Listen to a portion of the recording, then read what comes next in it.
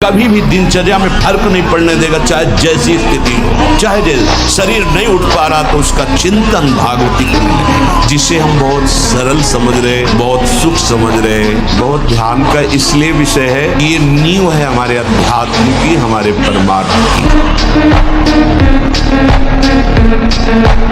अगर हम आज दहाड़ रहे हैं तो भगवान की शरण में और ब्रह्मचर्य से, उससे हम दहाड़ रहे हैं भगवान की शरण में और ब्रह्मचर्य। वही तुम्हें सब नौजवानों को कहते हैं, जिसे निकालने में इतना आनंद समझते हो उसको रोक के तो देखो, बहादुर बन जाओगे, माया पर विजय प्राप्त कर दोगे, हर विपत्ति हर संकट को रौंदने की सामर्थ्य आ जाएगी। तपस्वी उपासक को चाहिए स्त्री के रूप की तरफ, उसके हास्य की तरफ, उसके मधुवचन की तरफ, उनके हाव भाव की तरफ ना देखे न चिंतन करे। ब्रह्मचर्य व्रत में रत रहने वालों को अत्यंत सावधानी पूर्वक अपनी इंद्रियों को दर्शन, संभाषण, चिंतन से बचाना है।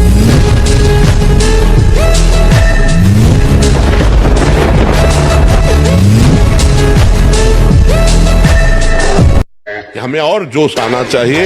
आप जीवन में कभी असफल नहीं होंगे, रात दिन पढ़ाई करो, ब्रह्मचर्य से रहो, भगवान का नाम जप करो, माता पिता की आराधना करो। कौन सी उन्नति जो तुम्हारे चरण में चूम ले। झुकना नहीं, टूटना नहीं, माया का कार्य है झुका देना, रौंद देना और पश्चाताप मत करना। प्रायः कहा जाता है प्रायश्चित करो, पश्चाताप। हमारे पास समय नहीं, राधा राधा राधा सब हो गया, पश्चाताप बढ़ा गया। पीछे की बातें छोड़ो बच्चा, जो हो गया उसको लात मारो, बुरा सपना मान करके छोड़ दो।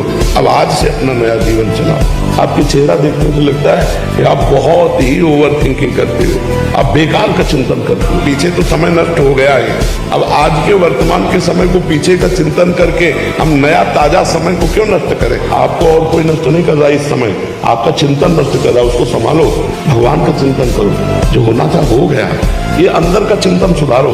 अंदर का चिंतन जहां बिगड़ने लगे राधा राधा राधा राधा, और जब पीछे का चिंतन आवे तो काट दो, राधा राधा राधा राधा राधा राधा, उसको सुनो मत, तो मन शांत होने लगेगा। तुम्हारे साथ जो गलत हुआ वो तो हुआ ही, आप अपने साथ गलत कर रहे हैं, आप अपने साथ गलत मत कीजिए, अपने आप को संभालिए। राधा प्यारी के चरणारविंद शीतल सुखदाई, कोटि चंद मंद करत नख विद दुल्हाई, साप ताप रोग शोक दारुण दुखारी।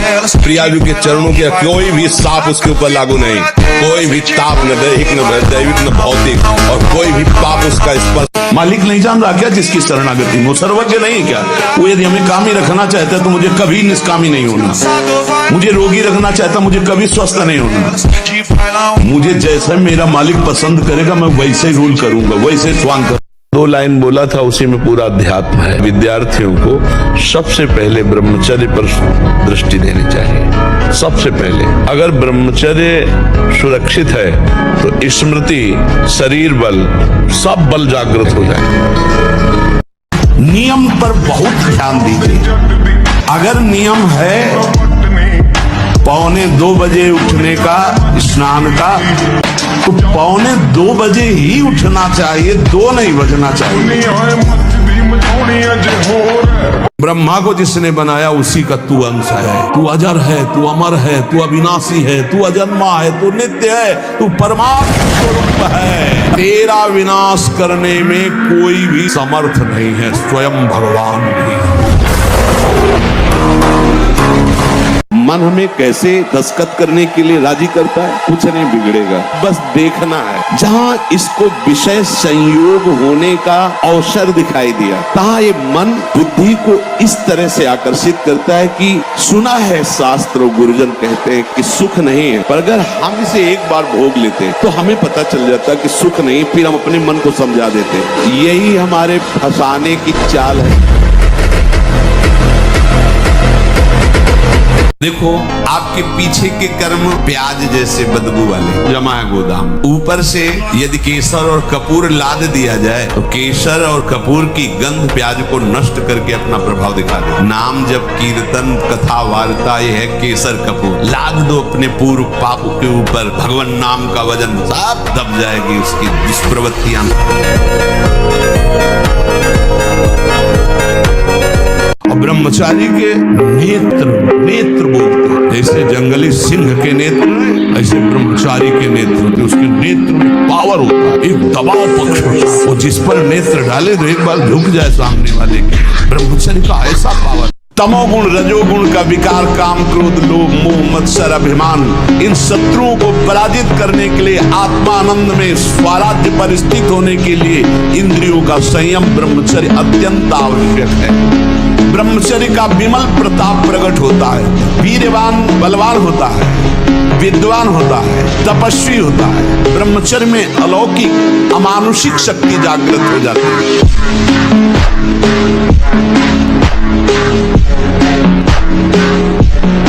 सबसे पहली बात, इस मार्ग के पथिक को उद्विग्न नहीं होना चाहिए, परेशान नहीं होना चाहिए कि अब मन नहीं लग। हमने खूब अनुभव किया इस मन की चाल को। ये अंदर की बातें कहते हैं। समस्त उपासकों से प्रार्थना है, ये 1 करोड़ बार गिरावे तो भी हताश मत होना। इस पर हम विजय प्राप्त करेंगे और ये बस में होगा, क्योंकि अगर वश में ना होता तो भगवान आदेश ना करते।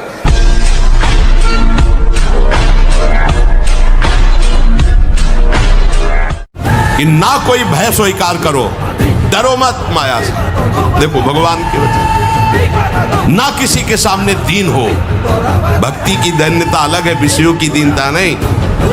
भय, जिसके भय से मृत्यु भी भयभीत होकर काम कर रही, जिसके भय से सूर्य चंद्र प्रकाशित हो रहे, जिसके भय से पृथ्वी जल में नहीं डूब रही, वो हमारा स्वामी है। फिर हमें भय किससे?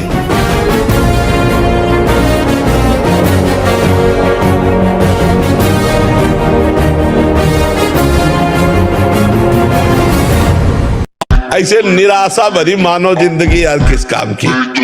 एकदम सुन, देखो ना लोग मरे बुझे ऐसे घूमे। अरे यार थोड़ा संयम लाओ, थोड़ा समझो तुम भी भगवान के वही अंश हो जिस अंश में अपार शक्ति भरी हुई है। हमको उतना पुष्ट होना है कि आगे हम विजयश्री को प्राप्त करें। दिन है तो रात आएगी, रात है तो दिन आएगी, इस पर कोई हमें निराश नहीं होना है। भजन मार्ग में बहुत कठिनता है। इतना दृढ़ निश्चय करना है कि मैं मृत्यु को स्वीकार कर सकता हूं, पर गलत आचरण स्वीकार नहीं कर सकता। फिर जो दूसरे की निंदा सुनने में आनंद का अनुभव करता है उसको भोग मिलेगा। काहे का? बोले नरक का भोग मिलेगा। इसलिए जो तुम्हें ऐसी बातें सुनाने के लिए उत्साहित हो उनसे उदासीन रहो, अर्थात उनसे कोई परिचय नहीं, कोई अपनापन नहीं। हाथ जोड़कर कह दे कि आज तो आप कृपा करके आ गए हो, आगे कृपा करके कभी मत आ। धनी बहुत जल्दी बनना है तो सही उपाय है कि जो जीवों को आवश्यकता नजर आवे, हमें ढूंढना नहीं, स्वाभाविक। कोई बीमार है, कोई ऐसा है, कोई, उसको हम सेवा में लगा। आसनों पे बैठने के लिए कहा जाता है, इससे सुषुम्ना नाड़ी खुलती है और ब्रह्मचारी ऊर्ध्वगामी होने लगता है। ऊर्ध्वगामी ब्रह्मचारी साक्षात भगवत स्वरूप हो जाता है, उसे ज्यादा प्रयास करना नहीं पड़ता है। जहां भी आपको शब्द सुनाई दे, आपका जीवन ब्रह्मचर्य ही अमृत है और आपका जीवन ब्रह्मचर्यहीन ही मृत्यु है। बंद करो ये विषय वार्ता का चिंतन, ये कोटि नरकों जैसा भय प्रदान करने वाला है। तुम्हारे जीवनी शक्ति एक सीमित है, अभी यौवन अवस्था है, नष्ट कर लो, फिर किसी काम के नहीं रहोगे। मुस्कुराहट, रूपा शक्ति, मृदु भाषण, इसने तुम्हारे मन का अपहरण कर लिया है। बचाओ अपने मन को और मनमोहन की तरफ लगाओ, वास्तविकता के साथ जागो। हे पार्थ, कर्म के प्रतिफल की चेष्टा न कर, तुम तो केवल वही करो जो तुम्हारे। हर परिस्थिति को सहने के लिए तैयार रहो। भगवान के जन हो, ऐसे छोटी मोटी बात है, रो दिया बच्चों की तरह नहीं। 100 बार गिरेंगे फिर भी हम चढ़ाई करेंगे। इसका अभ्यास है हमको नष्ट करने का। तो आज से हम प्रण लेते हैं कि तू हमें कितनी बार गिराएगा। अविनाशी का बच्चा हूँ, अविनाशी ही हूँ। शरीर बदलते रहेंगे लेकिन हम तेरे को देख लेंगे। एक दिन तुम जीत जाओ। हम कहते हैं आप ब्रह्मचर्य रह के देखो और नाम जप करो, बड़ी बड़ी विपत्तियों को रौंद के न निकल जाओ। तो हमसे बता, ब्रह्मचर्य वो पावर है जो आपकी सोच को पॉजिटिव करता है। लोग समझ नहीं पा रहे। और ब्रह्मचर्यहीनता जहाँ जैसे जैसे आती जाएगी आपकी सोच निगेटिव होती चली जाएगी। निगेटिव सोच ही मृत्यु है और पॉजिटिव सोच ही जीवन है। मैं भगवान का भजन करके ऐसा तप करूंगा कि जिसको चाहूं झुका लूं। आज हमारे पास अव्यवस्था है, कल व्यवस्था चरण चूमेगी। हम सत्य से चलेंगे, धर्म से चलेंगे, भजन करेंगे। हनुमान जी को कोई परास्त क्यों नहीं कर पाता था? दो कारण थे। पहला, चरित्र पवित्र, और दूसरा, हृदय में भगवान का निरंतर सुमिरन। तो हनुमान जी का कहीं भी चित्त डिगा नहीं। ऐसे जैसे उट्टन नहीं लगाया जाता, ऐसे ऐसे पकड़ के राक्षसों को मसल देते। एक भूसे में हजारों को बाल ब्रह्मचारी।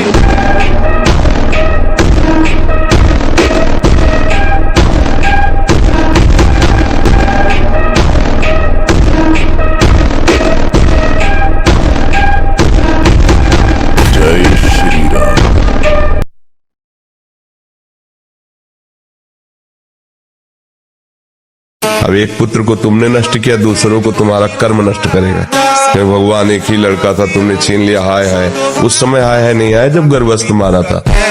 वो बेटी है, बेटी के प्रति जो निकृष्ट भाव रखते हैं ना, उनको आँख खोल के देखना चाहिए। और माता पिता को लड़के निकाल दें तो एक ही जगह बचती बेटी के यहाँ। बेटी ही ऐसी उदार होती है हृदय की।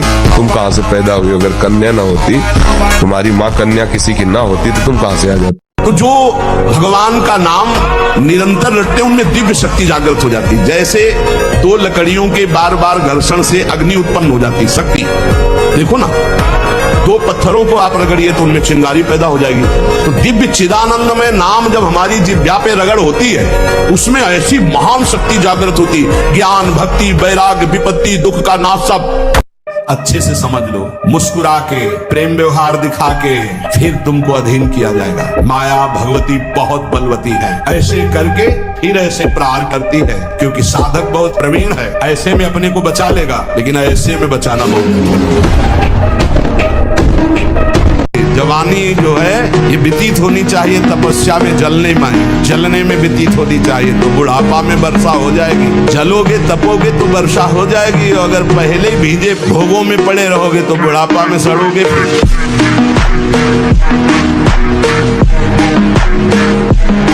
आप सच्ची मानिए, जिसके निकालने में तुमको सुख की अनुभूति हो रही है, उसको रोकने में कितनी सुख की अनुभूति हो रही है। उन्मत्त हो जाओगे बहुत जल्दी।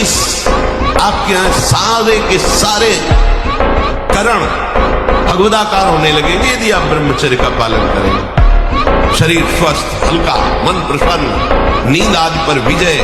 कितने गुण ही गुण। विचलित होना हमारे जीवन में नहीं होना चाहिए। हजार बार नाली में गिरेंगे फिर भी हम छाती ठोक के आगे बढ़ेंगे। ये मार्ग ऐसे थोड़ी है, गिर गए हल्ला मचाने वाला मार्ग नहीं है। ये ब्रह्मचर्य रोकने के लिए बिल्कुल बीमार की तरह भोजन किया जाता है। दाल, रोटी, साग, बिल्कुल और पवित्र विचार, चिंतन पवित्र, आचरण पवित्र, आसन पवित्र, तब वो ये ब्रह्म शक्ति है, कोई साधारण थोड़ी। और बड़े भाग्यशाली जो इसे रोकना चाहते हो, प्रयास करो। बड़े बड़े वैज्ञानिकों का मत है कि सृष्टि के प्रत्येक पदार्थ में कोई न कोई सार तत्व अवश्य होता है। उसी तरह मनुष्य के शरीर का एक सर्वोच्च सार तत्व है वेद। इसके बिना वो एक क्षण भी सक्रिय नहीं रह सकता। कहने का सारांश है कि मनुष्य शरीर में वेद एक महाशक्ति है, जो इसका अधिक से अधिक संग्रह करता है, वो उन्नति करता है।